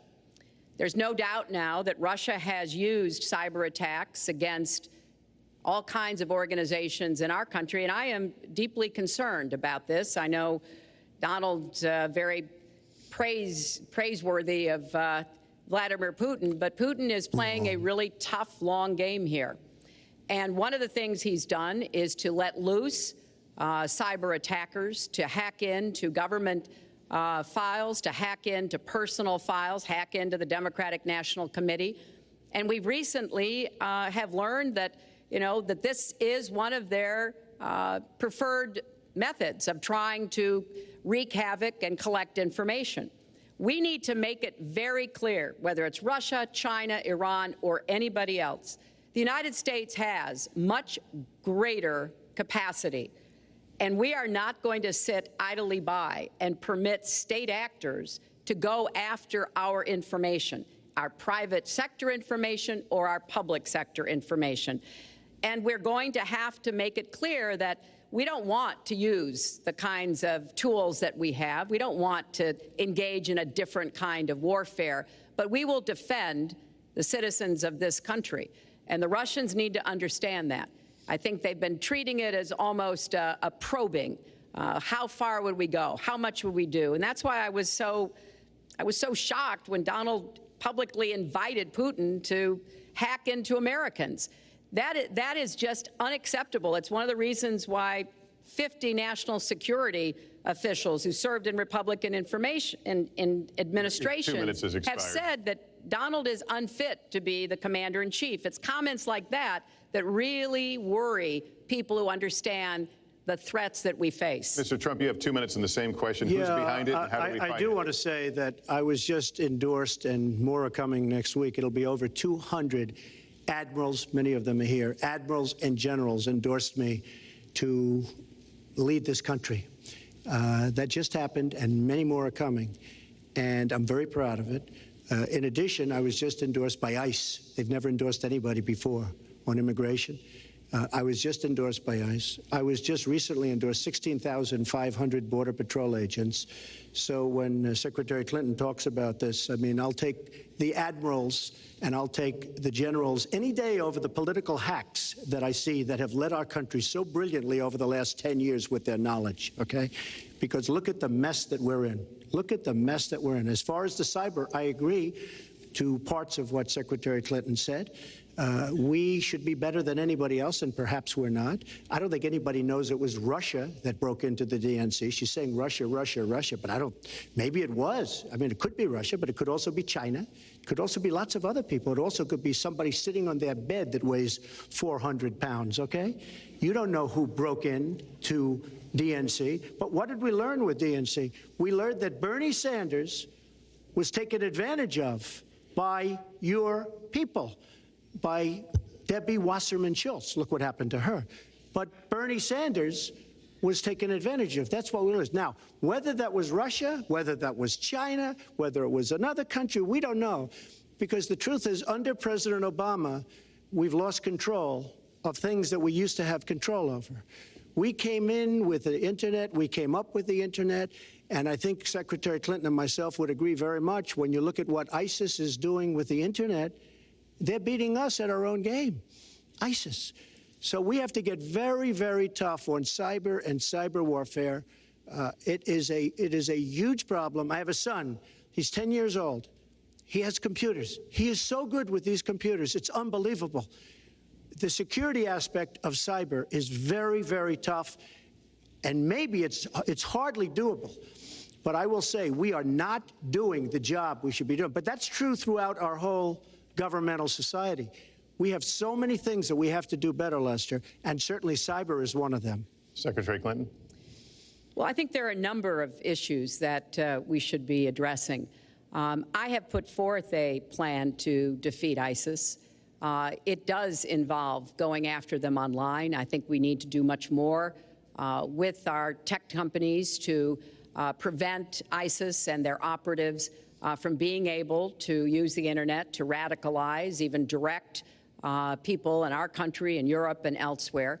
But we also have to intensify our air strikes against ISIS and eventually support our Arab and Kurdish partners to be able to actually take out ISIS in Raqqa and their claim of being a caliphate. We're making progress. Our military is assisting in Iraq, and we're hoping that within the year we'll be able to push ISIS out of Iraq and then, really squeeze them in Syria. But we have to be cognizant of the fact that they've had foreign fighters coming to volunteer for them, foreign money, foreign weapons. So we have to make this the top priority, and I would also do everything possible to take out their leadership. I was involved in a number of efforts to take out al-Qaeda leadership when I was Secretary of State, including, of course, taking out bin Laden, and I think we need to go after Baghdadi as well, make that one of our organizing principles, because we've got to defeat ISIS, and we've got to do everything we can to disrupt their propaganda efforts online. You mentioned ISIS, and we think of ISIS certainly as over there, but there are American citizens who have been inspired to commit acts of terror on American soil. The latest incident, of course, the bombings we just saw in New York and New Jersey, the knife attack at a mall in Minnesota, and the last year, deadly attacks in San Bernardino and Orlando. I'll ask this to both of you. Tell us specifically how you would prevent homegrown attacks by American citizens, Mr. Trump. Well, first I have to say one thing, very important. Secretary Clinton is talking about taking out ISIS. We will take out ISIS. Well, President Obama and Secretary Clinton created a vacuum the way they got out of Iraq, because they got out, they shouldn't have been in, but once they got in, the way they got out was a disaster, and ISIS was formed. So she talks about taking them out. She's been doing it a long time. She's been trying to take them out for a long time. But they wouldn't have even been formed if they left some troops behind, like 10,000 or maybe something more than that. And then you wouldn't have had them. Or, as I've been saying for a long time, and I think you'll agree because I said it to you once, had we taken the oil, and we should have taken the oil, ISIS would not have been able to form either, because the oil was their primary source of income. And now they have the oil all over the place, including the oil, a lot of the oil in Libya, which was another one of her disasters. Secretary Clinton. Well, I hope the fact checkers are turning up the volume and really working hard. Donald supported the invasion of Iraq. Wrong. That is absolutely Wrong. proved over and over again. Wrong. He actually advocated for the actions we took in Libya and urged that Gaddafi be taken out after actually doing some business with him one time. But the larger point, he says this constantly, is George W. Bush made the agreement about when American troops would leave Iraq, not Barack Obama. And the only way that American troops could have stayed in Iraq is to get an agreement from the then Iraqi government that would have protected our troops. And the Iraqi government would not give that. But let's talk about the question you asked, Lester. The question you asked is, what do we do here in the United States? That's the most important part of this. How do we prevent attacks? How do we protect our people? And I think we've got to have an intelligence surge where we are looking for every scrap of information. I was so proud of law enforcement in New York, in Minnesota, in New Jersey. You know, they responded so quickly, so professionally to the attacks that occurred by Rahami, and they brought him down. And we may find out more information because he is still alive, which may prove to be an intelligence benefit. So we've got to do everything we can to vacuum up intelligence from Europe, from the Middle East. That means we've got to work more closely with our allies. And that's something that Donald has been very dismissive of. We're working with NATO, the longest military alliance in the history of the world, to really turn our attention to terrorism. We're working with our friends in the Middle East, many of which, as you know, are Muslim-majority nations. Donald has consistently insulted Muslims abroad, Muslims at home, when we need to be cooperating with Muslim nations and with the American Muslim community. They're on the front lines. They can provide information to us that we might not get anywhere else. They need to have close working cooperation with law enforcement in these communities, not be alienated and pushed away, as some of Donald's rhetoric, unfortunately, has led to. Mr. Well, I'd have to respond. Please respond. The Secretary said very strongly about working with. We've been working with them for many years. And we have the greatest mess anyone's ever seen. You look at the Middle East, it's a total mess. Under your direction to a large extent. But you look at the Middle East. You started the Iran deal. That's another beauty, where you have a country that was ready to fall. I mean, they were doing so badly. They were choking on the sanctions, and now they're going to be actually probably a major power at some point pretty soon, the way they're going. But when you look at NATO, I was asked on a major show, what do you think of NATO? Now, you have to understand, I'm a business person. I did really well, but I have common sense. And I said, well, I'll tell you, I haven't given lots of thought to NATO, but two things. Number one, the 28 countries of NATO, many of them aren't paying their fair share. Number two, and that bothers me because we should be, yes, we're defending them, and they should at least be paying us what they're supposed to be paying by treaty and contract. And number two, I said, and very strongly, NATO could be obsolete because, and I was very strong on this, and it was actually covered very accurately in the New York Times, which is unusual for the New York Times, to be honest. But I said they do not focus on terror. And I was very strong, and I said it numerous times. And about 4 months ago, I read on the front page of the Wall Street Journal that NATO is opening up a major terror division. And I think that's great. And I think we should get, because we pay approximately 73% of the cost of NATO. It's a lot of money to protect other people. But I'm all for NATO.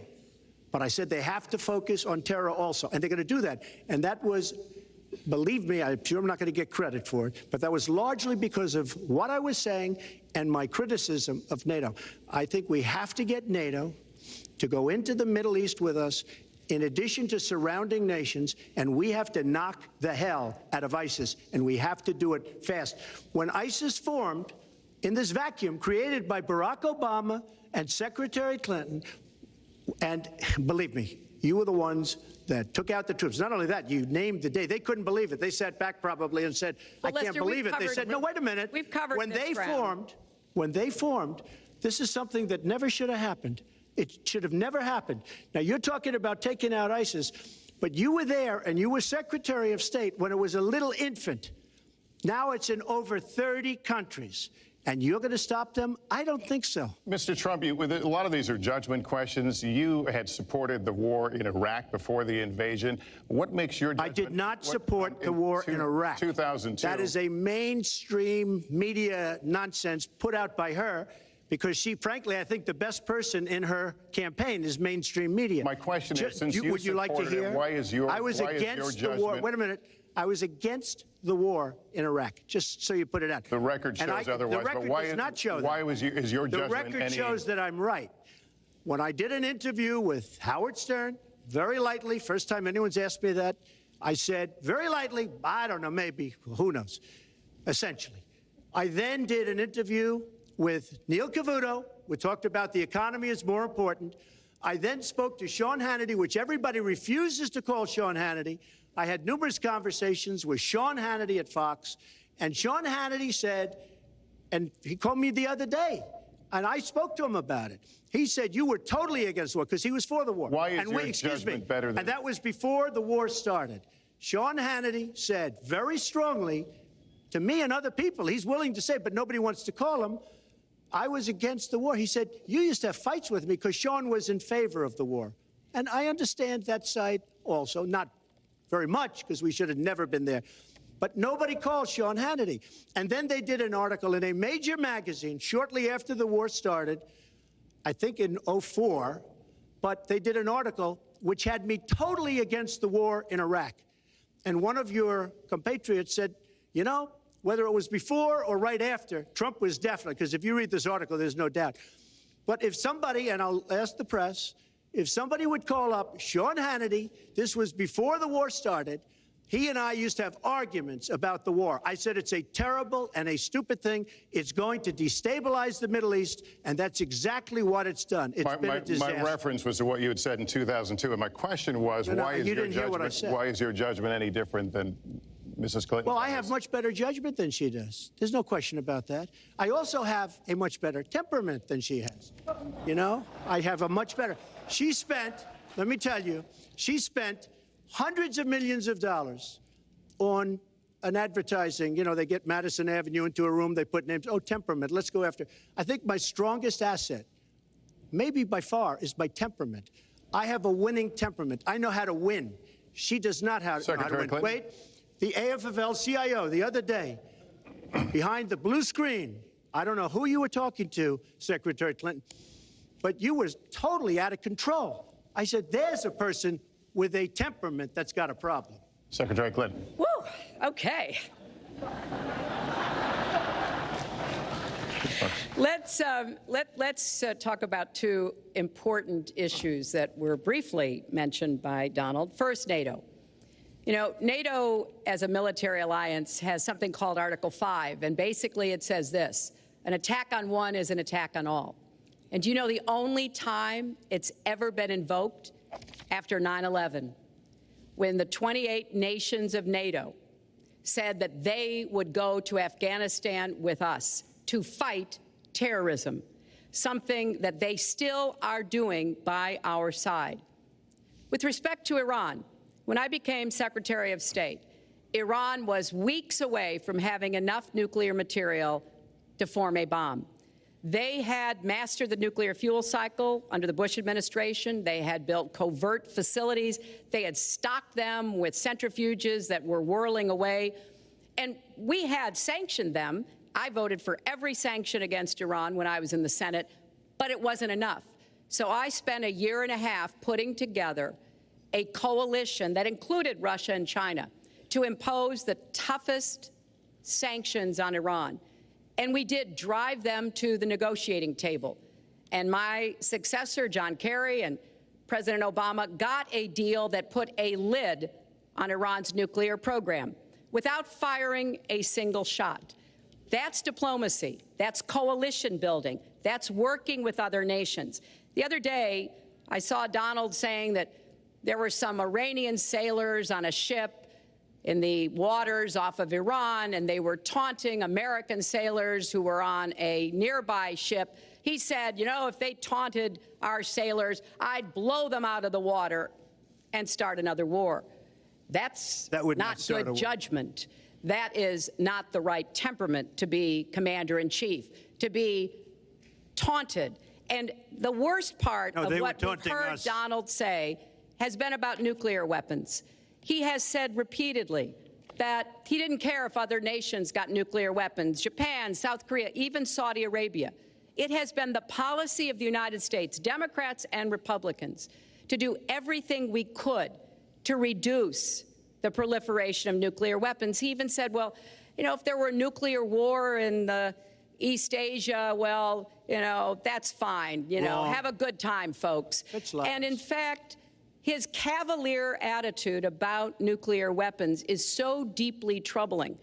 That is the #1 threat we face in the world, and it becomes particularly threatening if terrorists ever get their hands on any nuclear material.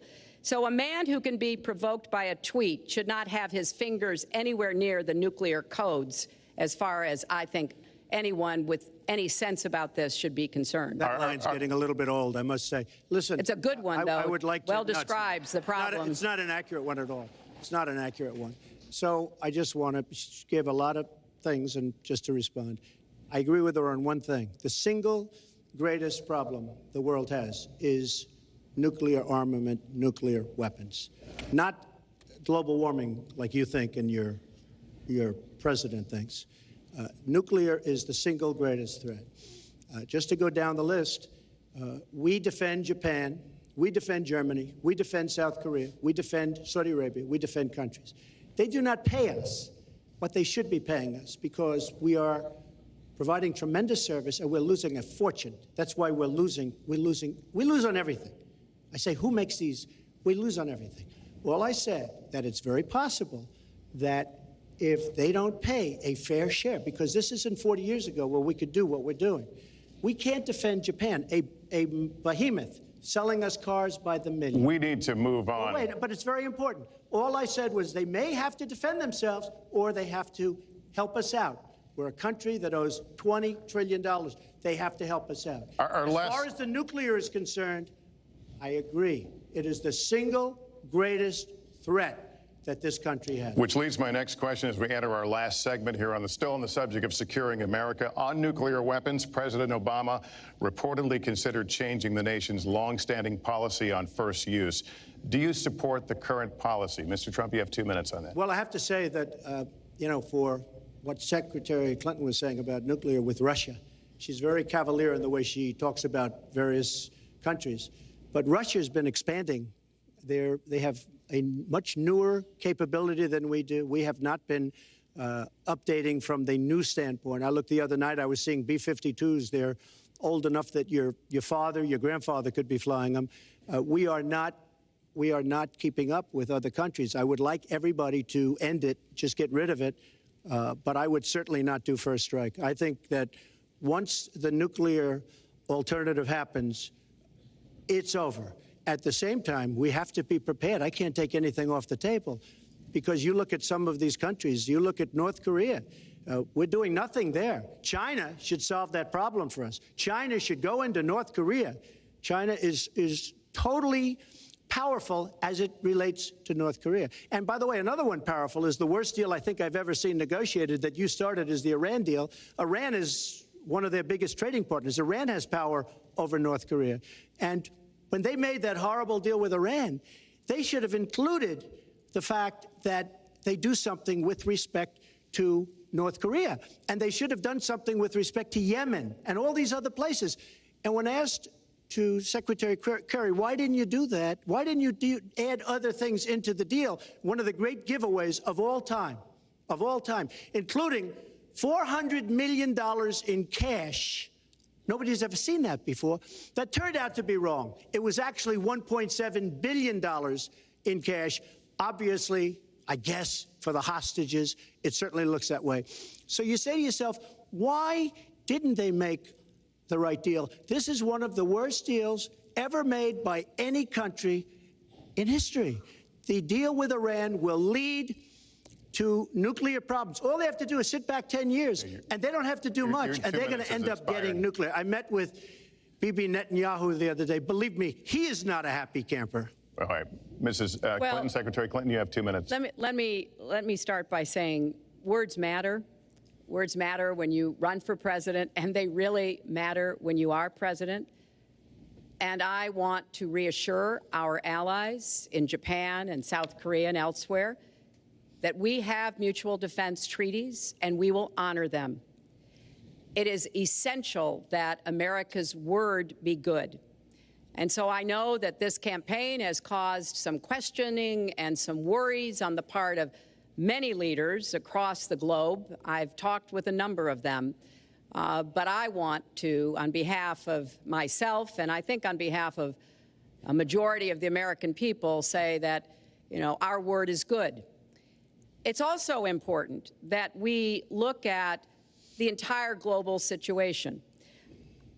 There's no doubt that we have other problems with Iran, but personally, I'd rather deal with the other problems having put that lid on their nuclear program than still to be facing that. And Donald never tells you what he would do. Would he have started a war? Would he have bombed Iran? If he's going to criticize a deal that has been very successful in giving us access to Iranian facilities that we never had before, then he should tell us what his alternative would be. But it's like his plan to defeat ISIS. He says it's a secret plan, but the only secret is that he has no plan. So we need to be more precise in how we talk about these issues. People around the world follow our presidential campaigns so closely, trying to get hints about what we will do. Can they rely on us? Are we going to lead the world with strength and in accordance with our values? That's what I intend to do. I intend to be a leader of our country that people can count on, both here at home and around the world, to make decisions that will further peace and prosperity, but also stand up to bullies, whether they're abroad or at home. We cannot let those who would try to destabilize the world, to interfere with American interests and security, to be given any opportunities at all. Is expired. Lester, one thing I'd like to say. Very quickly. I will go very quickly, but I will tell you that Hillary will tell you to go to her website and read all about how to defeat ISIS, which she could have defeated by never having it, get going in the first place. Right now, it's getting tougher and tougher to defeat them because they're in more and more places, more and more states, more and more nations. Mr. Trump. And it's a big problem. And as far as Japan is concerned, I want to help all of our allies. But we are losing billions and billions of dollars. We cannot be the policeman of the world. We cannot protect countries all over the world where they're not paying us what we need. We have just a few final questions. She doesn't say that because she's got no business ability. We need heart. We need a lot of things. But you have to have some basic ability. And sadly, she doesn't have that. All of the things that she's talking about could have been taken care of during the last 10 years, let's say, while she had great power. But they weren't taken care of. And if she ever wins this race, they won't be taken care of. Mr. Trump, this year, Secretary Clinton became the first woman nominated for president by a major party. Earlier this month, you said she doesn't have, quote, a presidential look. She's standing here right now. What did you mean by that? She doesn't have the look. She doesn't have the stamina. I said she doesn't have the stamina. And I don't believe she does have the stamina. To be president of this country, you need tremendous stamina. The quote was, I just don't think she has a presidential look. Wait a minute, Lester, you asked me a question. Did you ask me a question? You have to be able to negotiate our trade deals. You have to be able to negotiate, that's right, with Japan, with Saudi Arabia. I mean, can you imagine we're defending Saudi Arabia, and with all of the money they have, we're defending them and they're not paying? All you have to do is speak to them. Wait, you have so many different things you have to be able to do, and I don't believe that Hillary has the stamina. Let's let her respond. Well, as soon as he travels to 112 countries and negotiates a peace deal, a ceasefire, a release of dissidents, an opening of new opportunities in nations around the world, or even spends 11 hours testifying in front of a congressional committee, he can talk to me about stamina. The world, let me tell you, Hillary has experience, but it's bad experience. We have made so many bad deals during the last. So she's got experience, that I agree, but it's bad experience. Whether it's the Iran deal that you're so in love with, where we gave them $150 billion back, whether it's the Iran deal, whether it's anything you can name, you almost can't name a good deal. I agree. She's got experience, but it's bad experience. And this country can't afford to have another 4 years of that kind of experience. We are at the final question. One thing, Lester, is, you know, he tried to switch from looks to stamina. But this is a man who has called women pigs, slobs, and dogs, and someone who has said pregnancy is an inconvenience to employers, who has said women don't deserve equal pay unless they do as good a job as men. And one of the worst things he said was about a woman in a beauty contest. He loves beauty contests, supporting them and hanging around them. And he called this woman Miss Piggy. Then he called her Miss Housekeeping because she was Latina. Donald, she has a name. Where did you find her this? name is Alicia Machado. Where did you find and it? she has become a U.S. citizen, and you can bet she's going to vote this November. Okay, good. Let me just tell you. Mr. Trump, we'll just take 10 seconds, and then we're going to have the final question. Hillary is hitting me with tremendous commercials. Some of it said in entertainment. Some of it said somebody who's been very vicious to me, Rosie O'Donnell. I said very tough things to her, and I think everybody would agree that she deserves it, and nobody feels sorry for her. But you want to know the truth? I was going to say something extremely rough to Hillary, to her family, and I said to myself, I can't do it. I just can't do it. It's inappropriate. It's not nice. But she spent hundreds of millions of dollars on negative ads on me, many of which are absolutely untrue. They're untrue, and they're misrepresentations. And I will tell you this, Lester, it's not nice, and I don't deserve that. But it's certainly not a nice thing that she's done. It's hundreds of millions of ads, and the only gratifying thing is I saw the polls come in today, and with all of that money, over $200 million is spent, and I'm either winning or tied, and I've spent practically nothing. One of you will not win this election. So my final question to you tonight, are you willing to accept the outcome as the will of the voters? Secretary Clinton? Well, I support our democracy. And sometimes you win, sometimes you lose. But I certainly will support the outcome of this election. And I know Donald's trying very hard to plant doubts about it, but I hope the people out there understand this election's really up to you. It's not about us so much as it is about you and your families and the kind of country and future you want. So I sure hope you will get out and vote as though your future depended on it, because I think it does. Mr. Trump, very quickly, the same question. Will you accept the outcome as the will of the voters? I want to make America great again. We are a nation that is seriously troubled. We're losing our jobs. People are pouring into our country. The other day, we were deporting 800 people, and perhaps they passed the wrong button, they pressed the wrong button, or perhaps, worse than that, it was corruption. But these people that we were going to deport for good reason ended up becoming citizens. And it was 800, and now it turns out it might be 1,800, and they don't even know. Will you accept the outcome here's of the story. election? I want to make America great again. I'm going to be able to do it. I don't believe Hillary will. The answer is, if she wins, I will absolutely support her. All right. Well, that is going to do it for us. That concludes our debate for this evening. A spirited one. We covered a lot of ground, not everything, as I suspected we would. The next presidential debates are scheduled for October 9th at Washington University in St. Louis and October 19th at the University of Nevada, Las Vegas. The conversation will continue. A reminder, the vice presidential debate is scheduled for October 4th at Longwood University in Farmville, Virginia. My thanks to Hillary Clinton and to Donald Trump and to Hofstra University for hosting us tonight. Good night, everyone.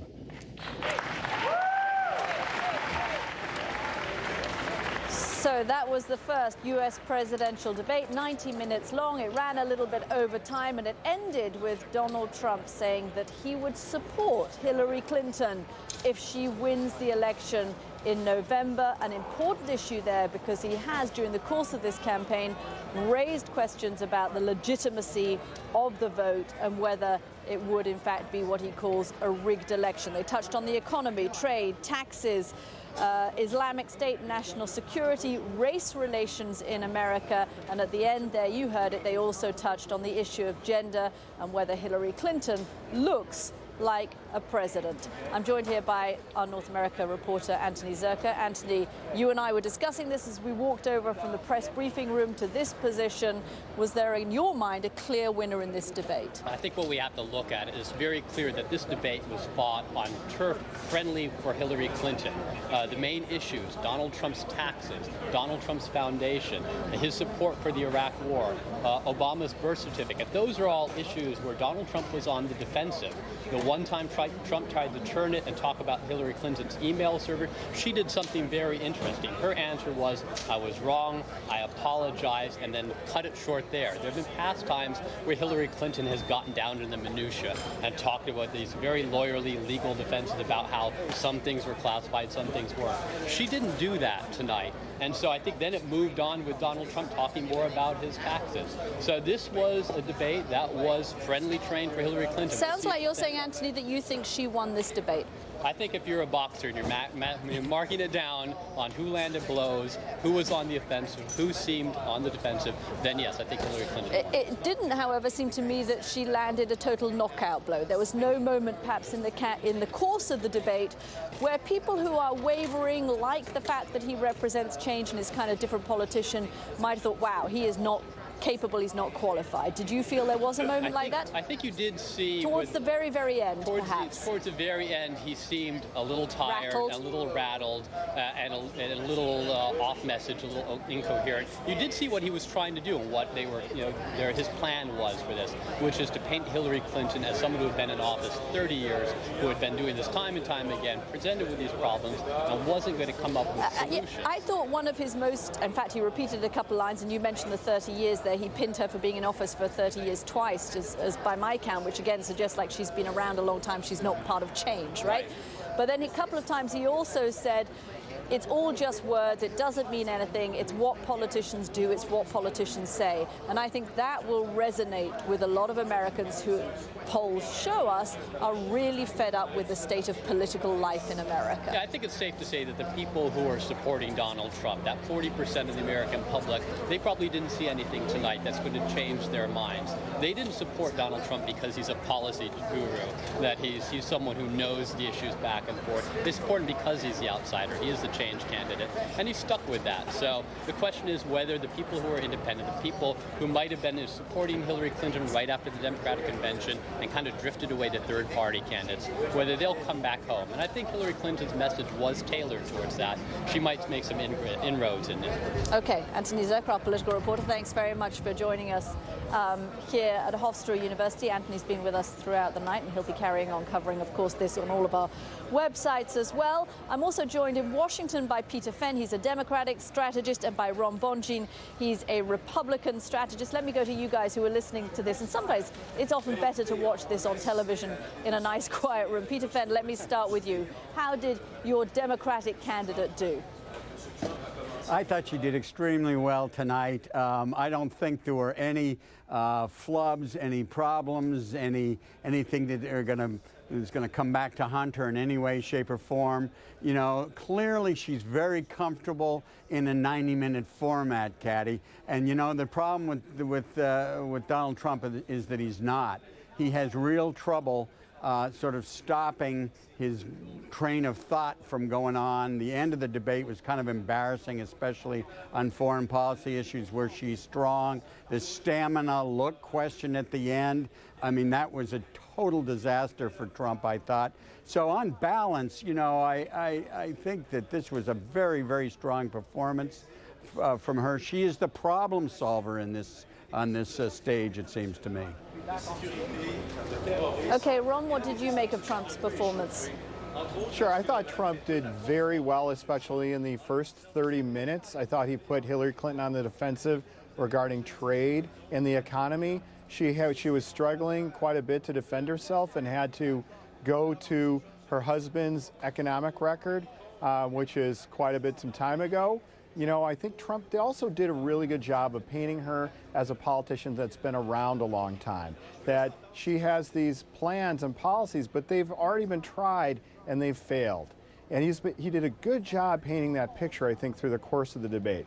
I thought that she did not disqualify him as an alternative for change in this election at this point. Trump is still very much alive in this debate, and that should be concerning to the Clinton campaign, because his momentum is still moving in a direction where right now they're tied, but he could be surpassing her. Okay, well, both of you say your candidates did well. Only one of you can be right about who won this, but hold on there, guys. Stay with us in Washington, because I'm going to go to John Sopel, who's in what's called the spin room. This is a tradition of American debates where the candidates send out their surrogates to where all the press are to make the case that their candidates won. John, what's happening in the spin room at the moment? Well, it's busy at the moment. I'll tell you what, let's just spin the camera around so you can kind of get a picture of the different people coming out under these banners to sort of spin their argument. It's to create the reality. So, yes, we've had an hour and a half of old-fashioned television watching around the hearth, apparently 100 million people potentially watching, but now it is up to the party apparatchiks to try to shape the reality that people have seen, to say why their person did better, the other person did much worse. I agree with you, Cathy. There was no one knockout moment that will be played over again and again. But I felt as the debate went on, Hillary Clinton seemed more comfortable, more confident of her attacks. She didn't overly interrupt Donald Trump. I think that was probably deliberate tactics. And Donald Trump seemed to get a little more flustered, a little more irritated as the debate went on, as it progressed. And I thought he was under a lot of pressure over what Anthony Zurcher has just been talking about, over the questions of the birther movement, over other issues as well, where Donald Trump, particularly on his tax returns, found himself on the defensive. But now, of course, it's up to the people here to try to shape the debate. I've got to say that the Democrats that I saw coming out from Hillary Clinton's senior people, from Hillary Clinton's campaign, looking pretty satisfied with their night's work. Will it change the debate completely?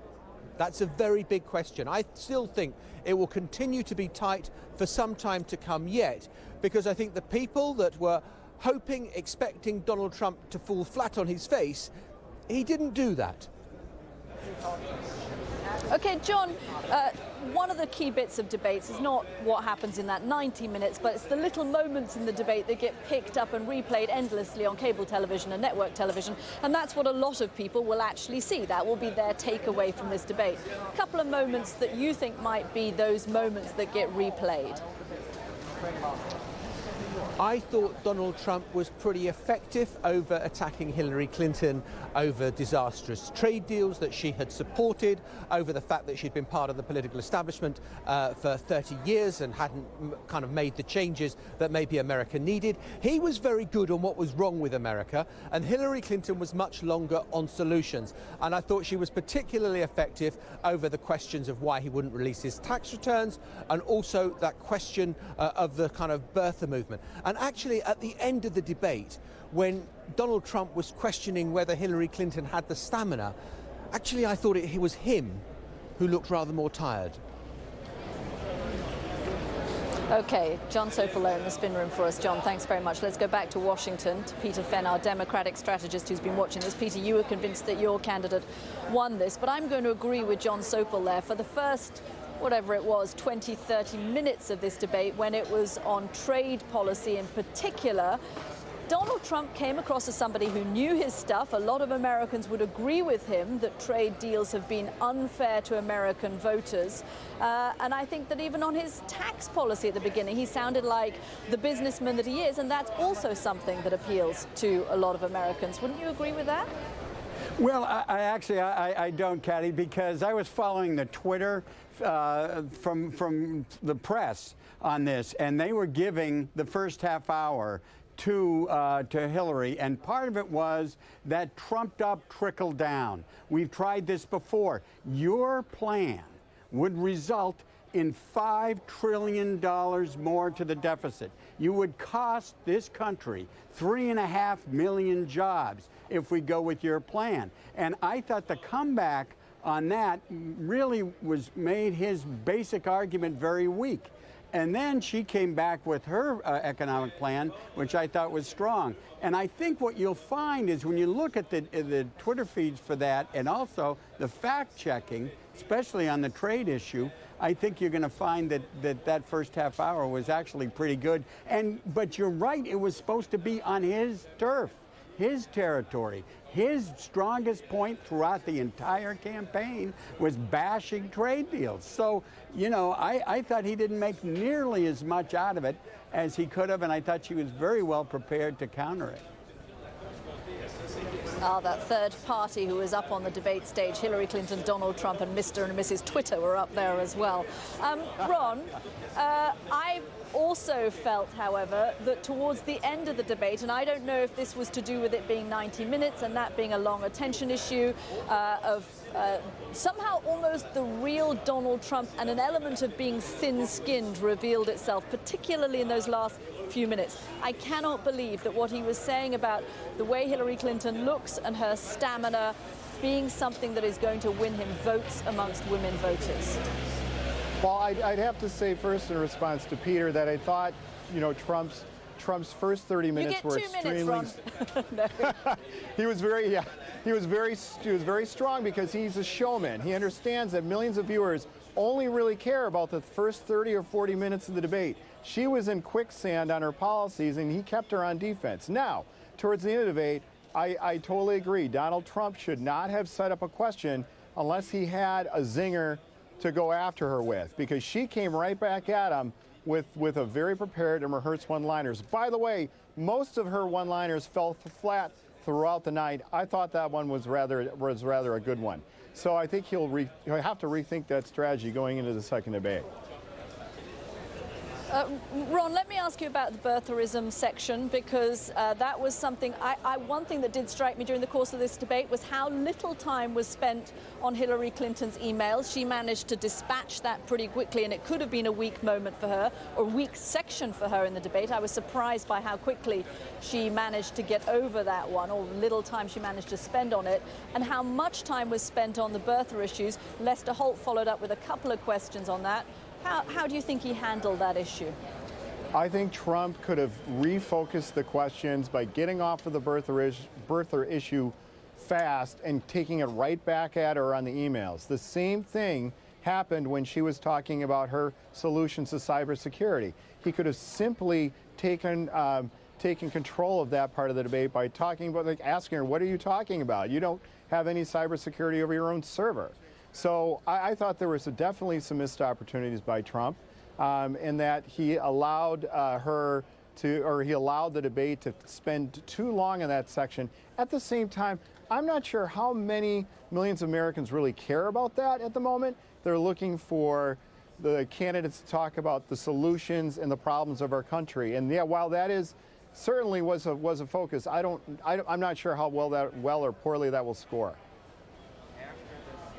Okay, Peter, one of the issues that faced Hillary Clinton tonight was coming out and persuading people who feel that she's not trustworthy and that she's been around too long and that she's a regular politician, that she's likable, right? It was a personality contest of sorts for her, because that seems to be, if you talk to Democrats, one of the reasons why the polls have been closing recently. It didn't seem to me that there was a huge amount that was particularly personal or personable about this debate.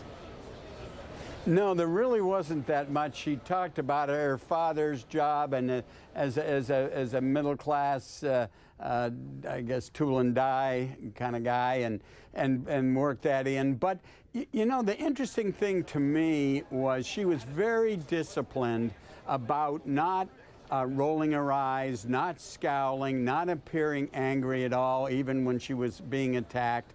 I thought Trump probably could learn something from looking at this and saying, you know, I got to stop interrupting so much, and I better watch the rolling of the eyes and stuff. It just, you know, it isn't presidential, doesn't look good.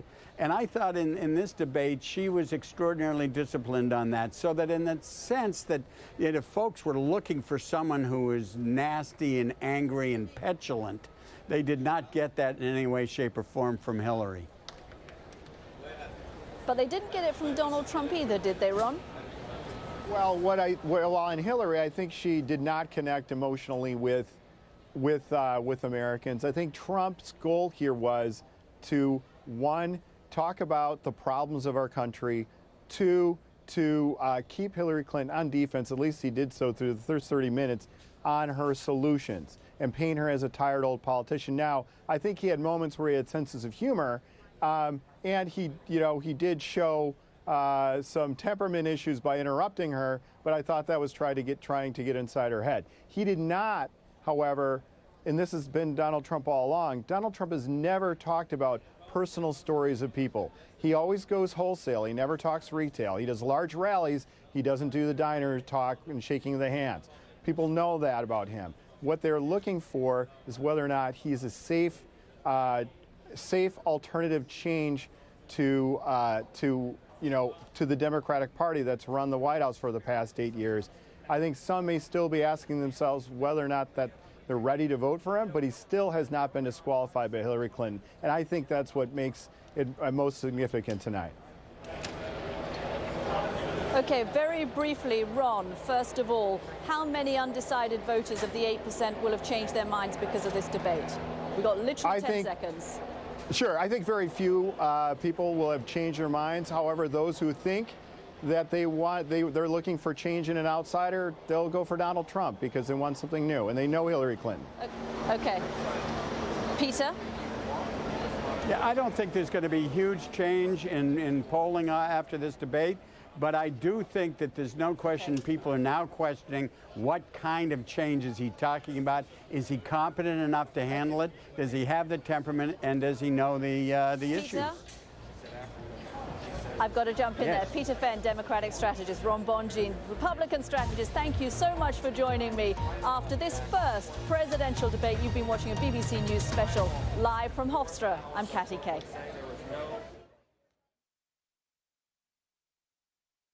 It's been the most dramatic, surprising and historic race for the White House. And whatever happens on November the 8th, the impact will travel way beyond these 50 states. Here on BBC World News, we'll be assessing what it means for people, politics and business on a global scale. And on our website and our app, you can keep up with the news 24/7 and follow the candidates with our up-to-the-minute poll tracker. The countdown to the US election is on here on BBC World News. Hi there. A slow-moving area of low pressure continues to spin around the Great Lakes, bringing cloudy skies and bursts of rain as well. Cool northwesterly winds extending in across Manitoba from that system. And a front from the same area of low pressure will bring a wet start to the day in New York, but the rain clears, some sunshine coming out through the afternoon. Now, for coastal areas of Texas, some heavy thunderstorms are expected during the morning. These should ease late in the day. The southwest of the US enjoying some very warm sunshine. Los Angeles seeing a high of 93 Fahrenheit. Now, there'll be plenty of sunshine as well across northern areas of Chile, most of Argentina, Uruguay, southern parts of Brazil and Paraguay, thanks to an area of high pressure keeping the weather fine and settled. In contrast to that, though, we are expecting a few thunderstorms to develop across